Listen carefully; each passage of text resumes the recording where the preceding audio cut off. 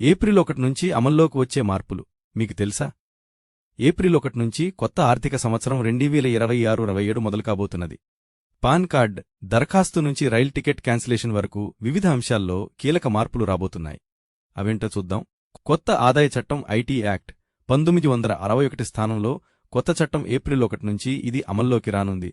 Pan rules ఇంతకుముందు pan card పొందాలంటే ఆధార్ సమర్పిస్తే సరిపోయేది.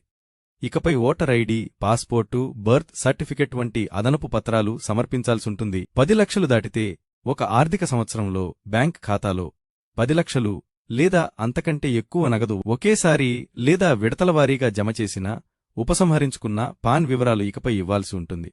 క్యాన్సిలేషన్ నిబంధనలు రైల్వే టికెట్కు సంబంధించి క్యాన్సిలేషన్ నిబంధనలు మారాయి.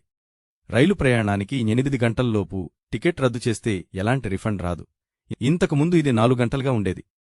హెచ్ఆర్ఏ 50% ఇంటి అద్దె భత్యం కింద మూలవేతనంలో 50%